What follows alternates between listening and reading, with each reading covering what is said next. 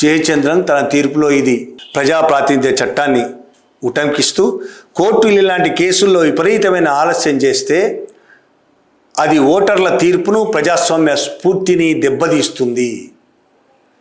చివరకు మన దేశం కూడా మనతో పాటు స్వాతంత్రం పొంది ప్రస్తుత నియంతృత్వంలో ఉన్న ఇతర దేశాల దారిలోనే వెళ్ళే ప్రమాదం ఉంది.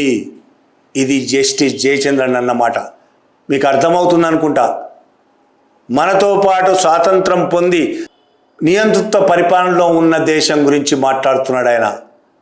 అంటే పాకిస్తాన్ అనే పేరు చెప్పకుండానే పాకిస్తాన్ గురించి మాట్లాడుతున్నాడు. మన దేశం కూడా మీరు ఇదే విధంగా ప్రవర్తిస్తే, ఇలాంటి కేసుల్లో ఇలాగే విపరీతమైన ఆలస్యం చేస్తే ఓటర్ల తీర్పును ప్రజాస్వామ్య స్ఫూర్తిని దెబ్బతీయడమే కాదు, మనం కూడా పాకిస్తాన్ లాగా తయారవుతాం. ఆ దారిలోనే వెళ్ళే ప్రమాదం పొంచి ఉంది. అత్యంత సీరియస్ అంశం. పై కోర్టు కింది కోర్టును మందలించడం కాదు ఇది. కింది కోర్టు పై కోర్టును మందలించడం, పై కోర్టు చేస్తున్న తప్పులను ఎత్తి చూపడం, పై కోర్టు నిర్లక్ష్యాన్ని, ప్రజల పట్ల చట్టాల పట్ల సుప్రీంకోర్టు నిర్లక్ష్యాన్ని ఎత్తి చూపడం చిన్న విషయం కాదు ఇది.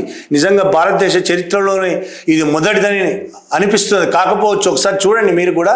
ఇది మొదటిదే అయితే మాత్రం ఇంతకంటే సుప్రీంకోర్టును వేలెత్తి చూపిన వాళ్ళు ఉండరు.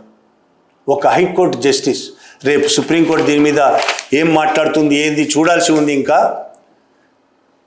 కానీ ఒక సుప్రీంకోర్టు ఏ విధంగా తయారవుతుందో రోజు రోజుకు మనం చూస్తున్నాం. చీఫ్ జస్టిస్ సూర్యకాంత్తో సహా మొత్తం సుప్రీంకోర్టు ఏ విధంగా తయారవుతుందో 10 ఏళ్లుగా 12 ఏళ్లుగా ఎంత దారుణమైన పరిస్థితులు ఉన్నాయో సుప్రీంకోర్టులో, న్యాయ వ్యవస్థలో ఏ విధంగా తయారైందో చూస్తున్నాం.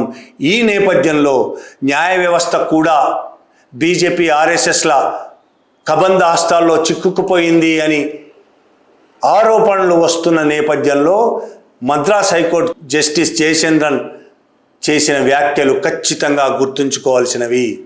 సుప్రీంకోర్టు కళ్ళు తెరిచి తన కింది కోర్టు చేసిన వ్యాఖ్యలని చూపించిన మార్గదర్శకాలని ఖచ్చితంగా పాటించాలి. తను ఇచ్చిన తీర్పుని తానే ధిక్కరించే అంత దారుణమైన పరిస్థితికి దిగజారొద్దు అనేది జయచంద్రన్ తీర్పులో మనకు కనబడుతున్నది.